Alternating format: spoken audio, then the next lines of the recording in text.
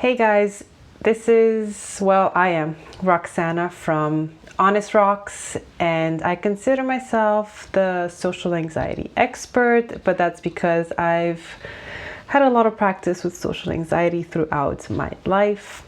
And I wanted to talk to you about my 21-day social anxiety challenge that's going to happen starting April 1st. Now, before we get into the details, I wanted to talk a little bit about why I am doing this and what kind of got me into the idea of doing it now. Because honestly, I've had this idea for maybe 4 or 5 years, and I never really got the courage to go through with it because I gave myself so many excuses, and I'm sure you know all of them. I'm not good enough. Who's gonna take this challenge with me? Who am I to do this? I don't have enough followers, blah, blah, blah. And about a week ago, I decided, you know what am I waiting for? I'm just gonna do it. And if I have just one person that's gonna sign up, then yay, I'm gonna help one person. So I'm actually really excited because a lot of people have been signing up, so I wanted to do this video to get more people to sign up, because the more the merrier. And I will be doing this challenge alongside you. So whatever the tasks are in a particularly given in any given day, I will be taping myself or taking a picture to go through it as well. But before we talk about that, I wanted to touch upon voluntary discomfort. And this is a principle that dates back to the Greek philosophers. I practice Stoicism, so that's kind of like my life philosophy. And I strongly believe in being uncomfortable. Especially when you're in control of being uncomfortable. So this challenge is really about putting yourself in uncomfortable situations so that you gain the confidence that you need, so that whenever you're actually in that situation again, involuntarily, it's going to be a walk in the park. You're not even going to question yourself. You're going to be confident you're going to do it. So I practice being uncomfortable almost daily. And I've actually started doing this about a decade ago without even knowing that that's what I was doing. And also, there's also this other term called, exposure therapy. And that's really about doing things that you're scared of. And putting yourself in situations that you dread, that you don't feel comfortable with, all in order to reduce the anxiety around those situations. So I guess, being uncomfortable and doing this exposure therapy, it really, really helps in reducing the social anxiety. And I started doing that like a long time ago. And I wanted to actually walk you through some of the things that I've done that got me to the point where I am today, where I'm able to do almost anything without fear, embarrassment, shame. But there's one thing I've been meaning to do for the longest time, and I'm still scared of doing it. And I'm gonna do it at the end of this challenge. It's like my own personal challenge, and I'm gonna do it at the end of the 21 days. And I really hope you stick around and you're there to see me do it, and hopefully it gives you the courage to do things that you are scared of. But let's get back to talking about voluntary discomfort. It's gonna make you stronger. No doubt about it. I'm sure you've put yourself in uncomfortable situations, and then when you walk out of them, you're like, I didn't know I could do that. And that's honestly the best feeling you could have. So I'm just gonna go back in time a little bit. When I used to play tennis, I wanted to be a professional tennis player, and unfortunately that didn't work out. But at the time, because of financial constraints, I traveled around the world by myself. I was 18, 19, 20, and I traveled to 23 countries. Almost, I would say 90% by myself, because we just couldn't afford me traveling with a coach or with one of my parents. So I had to figure out a way to get to my hotel room, to get on the flights, to get into the taxis, to find hitting partners. I mean, there's so many things that I can't believe I did. I just cringe at the things that I did by myself in order to stay alive and to make it. And I had severe social anxiety, but I was placed in these situations where I honestly had no option. I had no choice but to go through with it because I wanted to play tennis.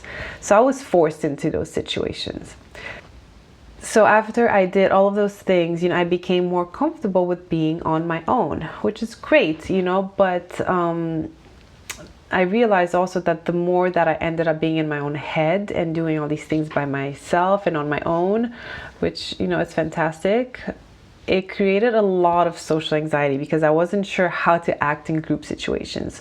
So when I went to university and then when I joined corporate America, I had severe social anxiety because I did not know how to really stand up for myself. I didn't know how to speak up in meetings. I was terrified of asking questions. So I really froze, like almost on a daily basis. And I just didn't want to deal with that anymore. So I decided to start being uncomfortable and doing things that were just crazy in order to just get over my social anxiety. And I forced myself into them.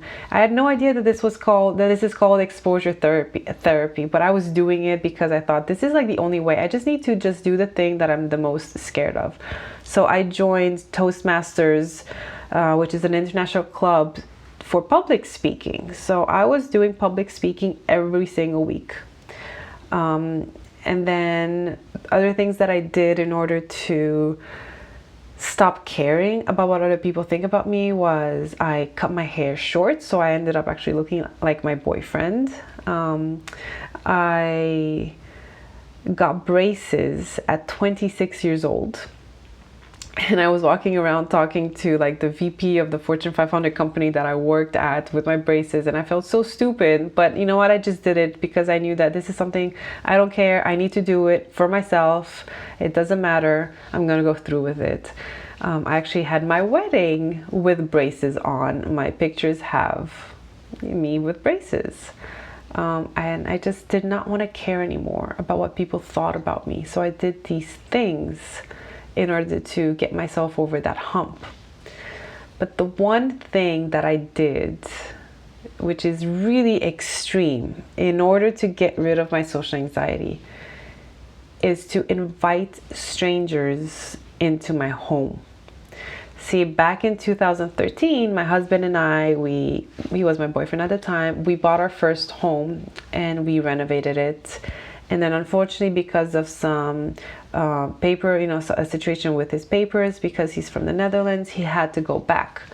And I was here, I had my job, we had the house, and he had to go back. He was gone for 16 months. So here I was by myself in this house, and I was like, why don't I just try to make money off of this situation? I have an extra bedroom.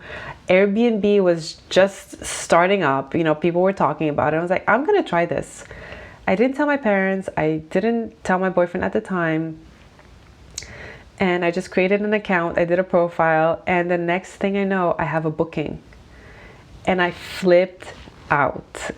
I was like, these people are coming tomorrow. They're from Australia. It's a couple, a man and his wife. I have no ratings. They didn't have any ratings. What am I doing? And the whole night after I accepted that booking, I was freaking out. I was like, I'm gonna back out of this. I can't do this. I can't have strangers come into my house, sleep next door to my bedroom. And the worst part of it is like, I actually have to talk to these people. What am I gonna talk about? And I just thought, you know, I just kept thinking, please don't let them be serial killers. I eventually told my husband the day that they were coming, just for safety purposes. Like in case something happens, he's gonna know that these are the people that came. So they came, and I actually ended up talking to them for 2 hours on my couch that night. 2 hours. Just me and them sitting in my living room just talking. And I had a blast. I loved every minute of it. And I realized that I love people. I love hearing people's stories. Like, I don't have to talk for hours. I could just listen for hours. But I can definitely put myself in that situation more often so that eventually I can start talking as well. And so that's what I ended up doing. I was an Airbnb host for 2 years full time. I went to school, I worked, and I cleaned. I cleaned the house. We had nightly guests. Sometimes we had people that stayed for a week or 2 weeks, maybe even 4 weeks. We had a family stay with us. But the majority of the time, people were just in and out. So we had one night stays. And so I had to clean every single day. And we just met the most amazing people in our house. My husband eventually came back and we were hosting people together. Even when we moved homes, we still continued being hosts for Airbnb. And I have to say that was like the most life-changing experience for me, because I was put in an uncomfortable situation every day. Every morning I had to sit at the breakfast table with somebody. Every night I had to welcome someone in my home and go through an introduction and talk to them. So every single day I just had to continuously feel uncomfortable in my own home. At some point we just decided, no, we can't do this anymore. We have a baby coming. We actually wanted to continue, but we thought, this is for our own peace of mind. Let's stop right now. But I think that was the biggest catalyst in me, honestly getting over my social anxiety quickly, because I was put in this uncomfortable situation. So I realized since then that I have to continuously push myself to do things that I'm uncomfortable with. And it became really apparent that this was a problem, that if I didn't continue to maintain the level of a low level of social anxiety, that it would come back. So in March of 2020, when the world went into lockdown, for 10 weeks, I was in lockdown in the Netherlands with my husband and my 3-year-old at the time. My social anxiety came back. I wasn't going out. I wasn't having social interactions. I wasn't talking to anybody. I was actually having anxiety over texting. I couldn't keep eye contact. I had really a lot of difficulty because I was internalizing everything. And because I didn't have much to talk about, I felt like I was this boring person with nothing to say. And the more I started thinking about that, the more my social anxiety started creeping up. And when things started to open up again and I was being invited out, I cringed. I felt so uncomfortable. I just didn't want to see anyone anymore. And I told myself, this is not okay. I don't want this. I don't want to feel like this anymore. I got over my social anxiety. Why is it back? And I realized that it came back because obviously I was getting rusty with my social skills. So I built a course, I built a whole framework, and I got out of that anxiety state. And so this past year, I've been really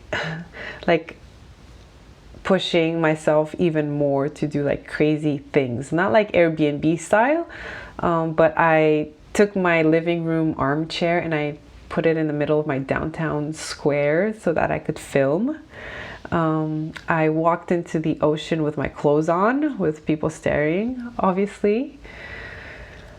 I screamed, I am fearless in the middle of my community as part of a challenge. So I've been really trying to do things that make me super uncomfortable, and this is one of them. Doing a YouTube channel is super uncomfortable. I question it every single day, why am I doing this? And honestly, it's for myself. I don't care about what people think. I don't care if they're gonna give me negative feedback or if they're gonna do a dislike on my video. I don't care. It's really for me. So I'm talking a lot. This challenge that I'm doing is for you. This 21-day challenge is for you to be uncomfortable. Now, your social anxiety level, obviously it goes up and down depending on the situation. There's different types of social anxiety. So some of the tasks that I'm going to have you do might be a breeze. It's going to be super easy for you to do them. And some of them might be a little bit more challenging. But I really the whole purpose is to just keep going and to do these things as a way to maintain a low level of social anxiety. Because I'm constantly trying to make sure that it doesn't go back to what it was during the lockdown. I just don't want to feel that anymore. I don't want to be scared to text. I don't want to be scared to call and or to see friends. That's like a personal thing for me. And if you have social anxiety and you dread doing things and you're tired of it, you just don't want to do that, you just don't want to feel that way anymore, then let's do this challenge together and see what comes out of it at the end of the day.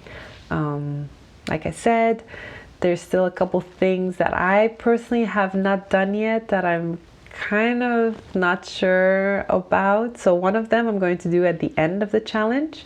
The second one is karaoke. I've never done karaoke. I want to do it. I'm terrified of doing it, but it's definitely on my list of like extreme things to do to get over social anxiety.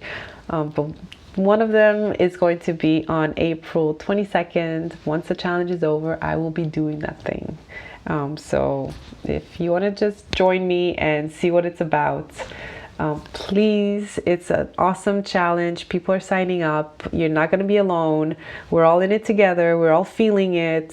Whatever your level of comfort is, that's where you're at, and it's beautiful. And I want you to be kind to yourself. So join me. Let's get comfortable being uncomfortable. It's one of my founding principles of life and what I live by. Try it for a little bit and let's see what comes out of it. You can sign up on my website, and yeah, I'll see you there.